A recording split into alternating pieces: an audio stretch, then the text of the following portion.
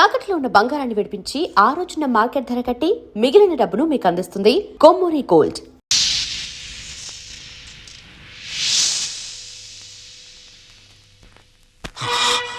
పెద్దోడా, పాపారావు నాకు పాపం చేసిన అన్యాయం చేసిన వాడు చేసిన పుణ్యం న్యాయం ఏమిటో తెలుసా?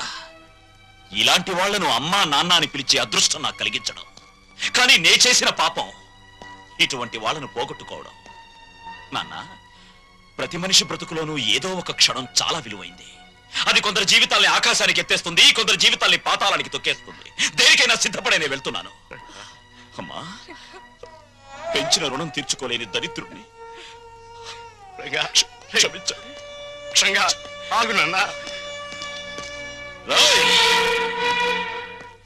డబ్బుని పంచుకోవడానికి మనుషులుంటారు, కానీ బాధల్ని పంచుకోవడానికి ఎవ్వరూ ఉండరు. నాలాంటి వాళ్ళు తప్ప.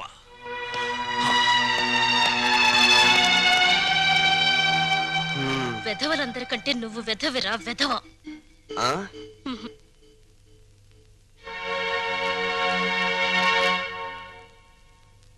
అన్నయ్య,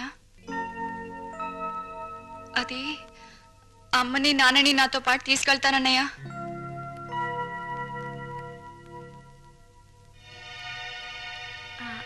అవునరా, కొన్నాళ్ళు గాలి మారితే మనశ్శాంతిగా ఉంటుందని.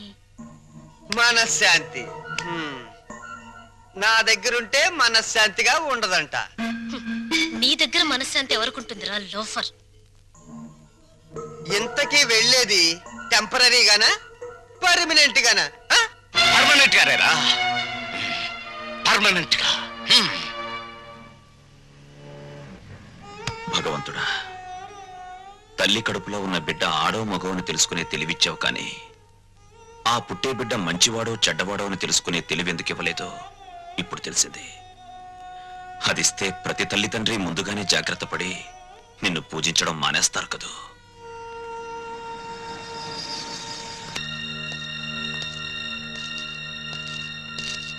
బావా, మీరా? కూర్చోండి బావా. మీరు చంద్ర గారింట్లో ఉన్నారని వెళ్తుంటే లక్కీగా మీరు ఇక్కడే కనిపించారు. మీకు గుడ్ న్యూస్ బావా. చెప్పండి. మీ అమ్మా నాన్న సుమతో కలిసి మా ఇంటికి వచ్చేసారు. మీ ఇంటికా? అవును. మీ పెద్ద తమ్ముడు కనబడిన కూపీ కదా, కొన్నాళ్ల పాటు కూతురింటికి వెళ్ళొస్తామంటే పర్మనెంట్ గానా టెంపరీగా అన్నా అంట. దాంతో మావయ్యకి ఒళ్ళు మండి పర్మనెంట్ గా అని చెప్పి వచ్చేసారు. వాళ్ళు తీసుకున్న నిర్ణయం మంచిదని నా అభిప్రాయం. మీరు కూడా ఒకసారి మా ఇంటికి వచ్చి వాళ్ళని చూస్తే వాళ్ళు ఎంతో ఆనందిస్తారని నా ఉద్దేశం. ఏం బావ మాట్లాడరే? మా పెద్దోడు కూబి అని మీరే చెప్పారుగా. ఇప్పుడు నేను మీ ఇంటికి వచ్చి మా నాన్నని కలిస్తే మీరు, నేను, మా నాన్న కుమ్మక్కై ఒక చోటుకి చేరామని, మనమంతా ఒకటైపోయి వాళ్ళని వేరు చేశామని నాన్న అలరి చేస్తాడు. అది కరెక్టే. మా చెల్లెమ్మకు మా అమ్మ నాన్న అంటే పంచప్రాణాలు. మీరు సహృదయులు. ఇకపై వాళ్ళు క్షేమంగా ఉంటారు. అదే 10,000. తప్పకుండా.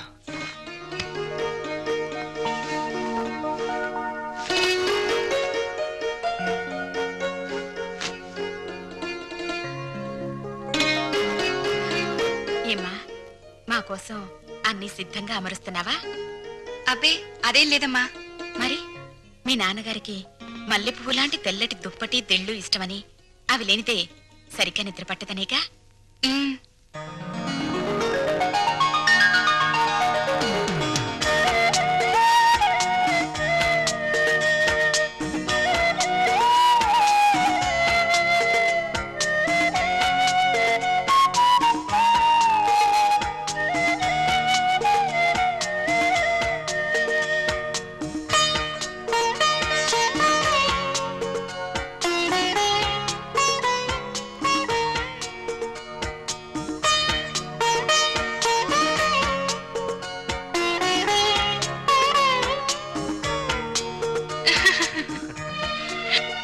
సుమతి, కళ్ళజోడు పెట్టుకోకపోతే మీ అమ్మ బొట్టు పెట్టుకోలేదు, మామయ్య చొక్కా బొత్తము పెట్టుకోలేడు. ఆ కళ్ళజోడు అడిగి తీసుకో, అలాంటిది ఇంకోటి తెస్తాను. అల్లుడు, మా ఇద్దరి మధ్య ఈ కళ్ళజోడు తగాదా తప్ప మరి తగాదా రాలేదయ్యా. ఆ చిన్న తగాదా కూడా లేకపోతే భార్యాభర్తల మధ్య అచ్చటా ముచ్చటా ఏముంటుంది చెప్పు? అదేనా మిగిలితే అదో తృప్తి. అప్పుడు పెద్దవాళ్ళని కాదనుకుని ఉన్న అండ పోగొట్టుకున్నాం. ఇప్పుడు పాపారావుని కూడా కాదనుకుంటే మనకి పెద్ద దిక్కు ఎవరు? పెద్ద దిక్కు కోసం కిడ్నీలు పోగొట్టుకుని మన ఆరోగ్యం పోగొట్టుకుంటావా?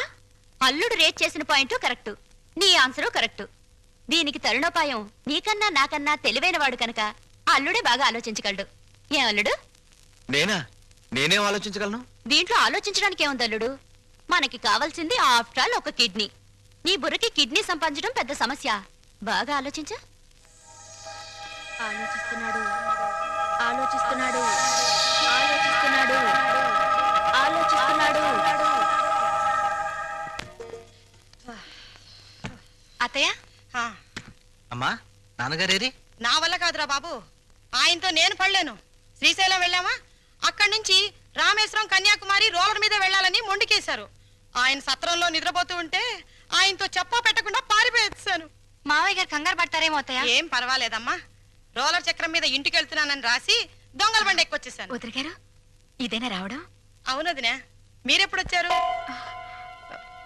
15 రోజులైంది. 15 రోజులైందా? అది నేనే రమ్మన్నాను అత్తయ్య. ఓహో, ఒంటరిగా ఉండలేక జతకు రమ్మనింటావు. పోన్లే, నేనొచ్చేసాగా. నమస్కారం అమ్మా. మీరు వచ్చారా? ఒళ్ళంతా కంపరంగా ఉంది, స్నానం చేసి వస్తానమ్మా.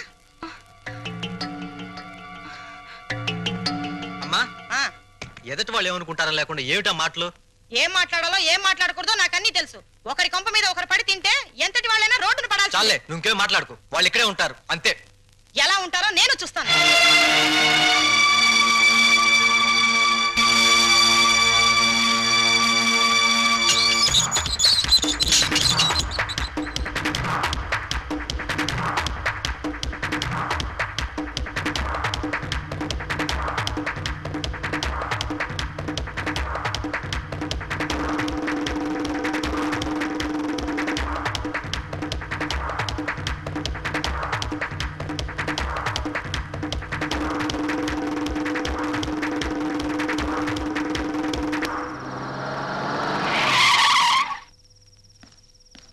బావగారు, అన్నయ్య, అమ్మా నాన్నల్ని చిన్నన్నయ్య తాళ్ళ వెళ్ళపడి తన వెంట తీసుకువెళ్ళాడు.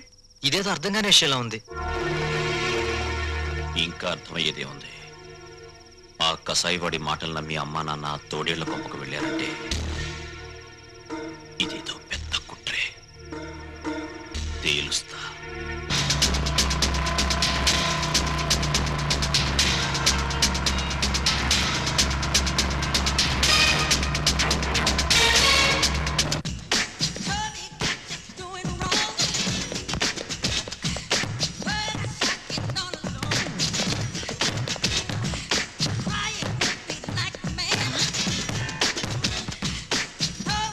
నాన్నా,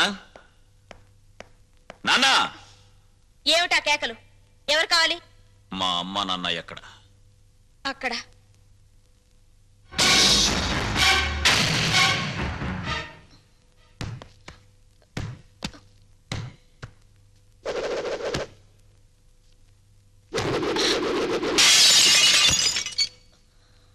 మా అమ్మ నాన్న ఎక్కడ? తెలీదు. రవి ఎక్కడ? తెలీదు. నీతో ఎలా చెప్పించాలో నాకు తెలుసు.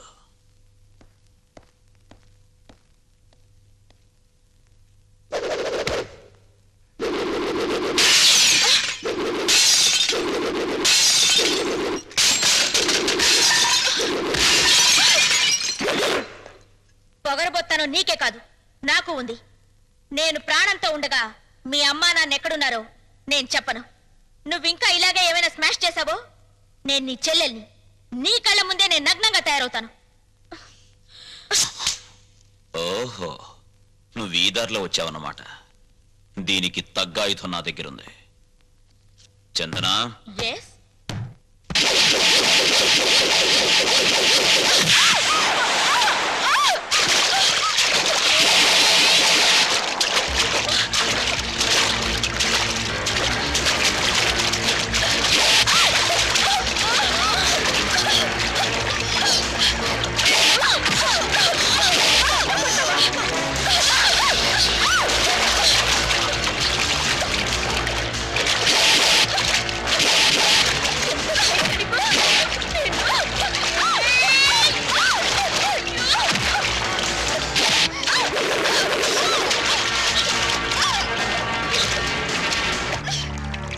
చూడు నీ జింగిల్ జింగిల్ జాని. నాతో పెట్టుకుంటే ఎవరి పరిస్థితి అయినా ఇంతే.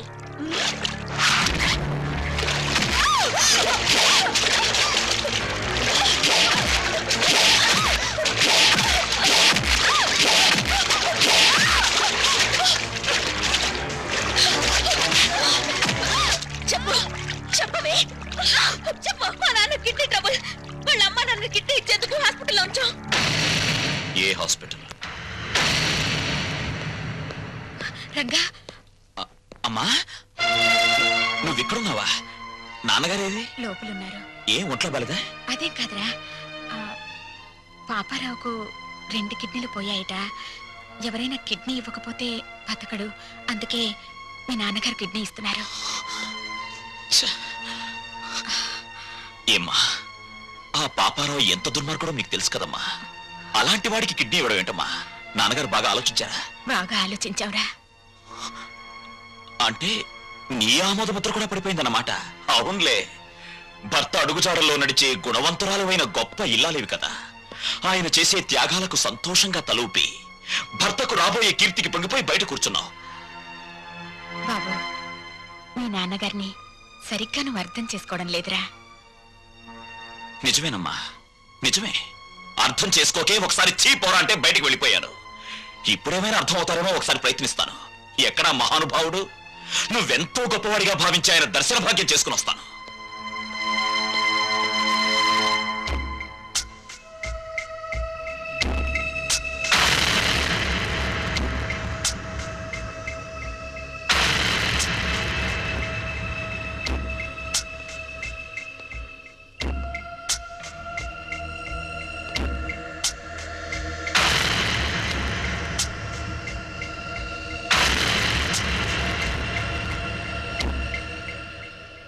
మీ నిర్ణయాల వల్ల భార్యతో సహా లోకమందరి మెప్పు పొందగలిగిన త్యాగమూర్తి శ్రీ శ్రీ శ్రీ రఘురామయ్య గారు నమస్కారం. శత్రువుకి తన కవచకుండలాల్ని దానం చేసి తన ప్రాణాన్నే పణంగా పెట్టిన కర్ణుడు మీకు బంధువా? పక్షి ప్రాణం కోసం తన రక్త మాంసాల్ని కోసిచ్చిన శిబి చక్రవర్తి మీకు ఆదర్శప్రాయుడా? ఆహాహాహా, ఎంత మంచిని ప్రోత్సహిస్తున్నారు సార్.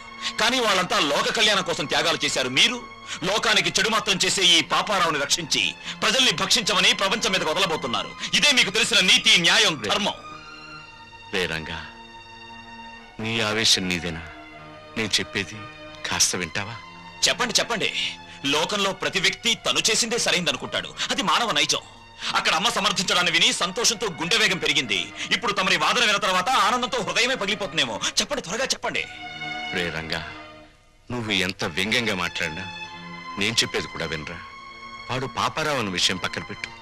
ప్రస్తుతానికి తన వాళ్ళెవరూ ఆదుకోక ఓ మనిషి కిడ్నీ లేక చచ్చిపోతున్నాడ్రా.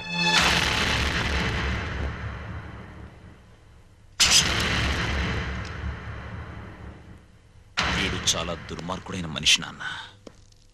నిన్ను కష్టాలు పాలు చేయడమే వీడి జీవిత ధ్యేయం. రంగా, ఏం చేయబోతున్నావురా?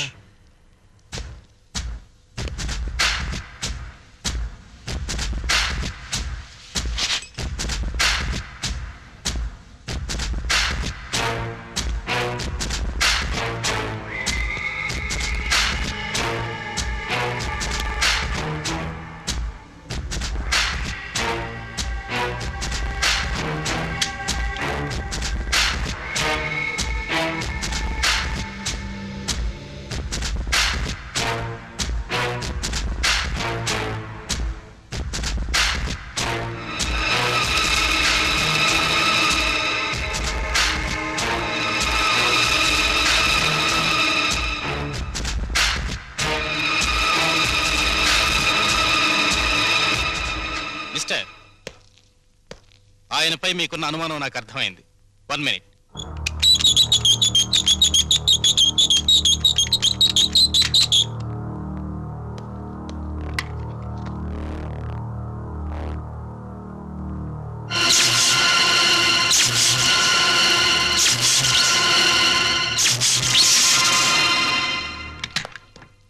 ఆయన్ని షాక్ నుంచి కోలుకునేందుకు చేయాల్సిన ప్రయత్నాలన్నీ చేశాను.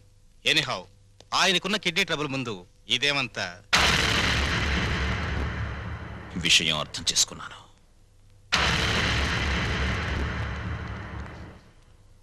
నాన్న, పాపారావు దీనాతి దీనమైన స్థితిలో ఉన్నాడు గనక మానవతా దృష్టితో అతనికి కిడ్నీ ఇవ్వడానికి సిద్ధమయ్యామని అర్థమైంది. ఆ అవకాశం నాకివ్వు. పాపారావుకి కిడ్నీ నేనిస్తాను. రంగా, నన్ను రక్షించడానికి ప్రయత్నిస్తున్నావు కదూ? అలా ఎందుకు అనుకోవాలి నాన్న? నీకన్నా నాలో వయస్సుంది. బ్రతకడానికి 2 కిడ్నీలు అక్కర్లేదు, అర కిడ్నీ చాలు అన్న ఆవేశం ఉంది. వీటన్నిటికీ మించి నీ పెంపకంలో నేర్చుకున్న నీతి, నిజాయితీ, కృతజ్ఞత, బాధ్యత నాలో ఉన్నాయి. ముఖ్యంగా నన్ను వంచిన వాడితో డీల్ చేసే అవకాశం వస్తుంది. అయితే పగ తీర్చుకునే ఆలోచనతో ఈ దానానికి సిద్ధపడుతున్నావు అన్నమాట. చచ, కౌరవులు పాండవులు అన్నదమ్ములు. వాళ్ల మధ్య యుద్ధం వచ్చేసరికి న్యాయ మార్గాన ఉన్న పాండవులు సైతం తమ తాత భీష్ముణ్ణి ఎలా చంపాలో, తమ గురువు ద్రోణుణ్ణి ఎలా జయించాలని ఆలోచించారు. నిజానికి ఇప్పుడు నా పరిస్థితి అంతే. ఆ యుద్ధంలో కత్తులు, కటార్లు, మంది, మార్బలం, కుట్ర, కుతంత్రాలు ఎన్నో ఉన్నాయి. కానీ ఈ యుద్ధంలో నెత్తురుండదు, చంపటాలుండవు. హృదయాలుంటాయి, నీతి నియమాలుంటాయి, బాంధవ్యాలుంటాయి. ఇవేమిటో తెలియని ఆ తండ్రికి కను విప్ప, కన్ను మూత అని తేల్చాల్సి ఉంటుంది. తేల్చేస్తాను.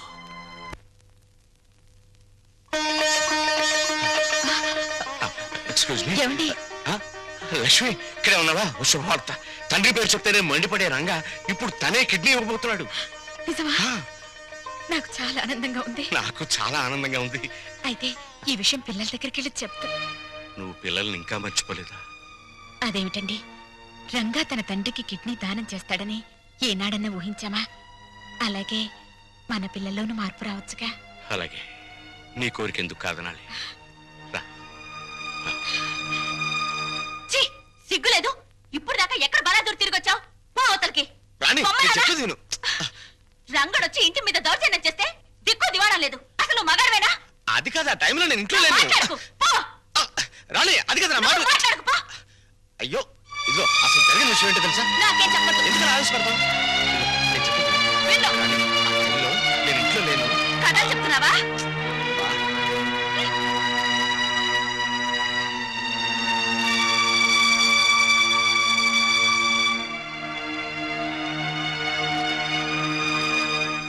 వచ్చేసారు అత్తయ్య. బాగున్నారా మావయ్య? నువ్వు బాగున్నావమ్మా? నేను బాగున్నాను. ఆ, ఏమండి, ఎవరొచ్చారో చూడండి. అత్తయ్య మావయ్య వచ్చారు. ఓ గౌరవనీయులైన నాన్నగారు, ప్రియమైన అమ్మగారు, పర్మనెంట్ గానే వెళ్ళిపోతున్నామని పెద్ద పౌరుషంగా వెళ్ళిపోయారు. ఎక్కడికి వెళ్ళినా టెంపరీ స్వాగతమే లభించిందన్నమాట. ఏమన్నా అంటే ఆత్మాభిమానం. అవునురా. అన్ని చచ్చినా ఆత్మాభిమానం మాత్రం చావలేదు. రా. పోండి. అత్తయ్య,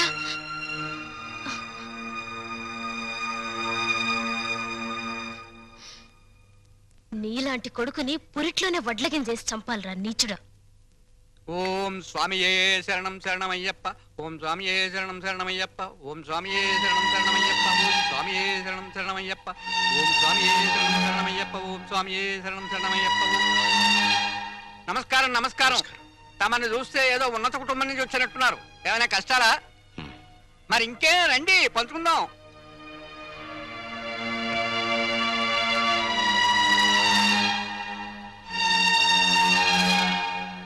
రఘురామయ్య గారు, మీరు చెప్పిన దాన్ని బట్టి మీ కొడుకులు ఒట్టి బుద్ధి లేని వాళ్ళు అని తేలిపోయింది. ఆస్తి మీ స్వార్జితం అంటున్నారు గనక మీరు రాసిన వీలునామా చెల్లదు అని ఒక్క నోటీస్ కొట్టండి. ఆస్తి మీ చేతికి వస్తుంది. దెబ్బకి వాళ్ళకి బుద్ధి వస్తుంది. వాళ్లకు బుద్ధి చెప్పాలని నేను రాసిన వీలునామాన్ని రద్దు చేసి నేను బుద్ధి తక్కువ పని చేయను. భగవంతుడిచ్చిన రెక్కలున్నాయి, ఏదో ఒక పని చేసి బతుకుతాం.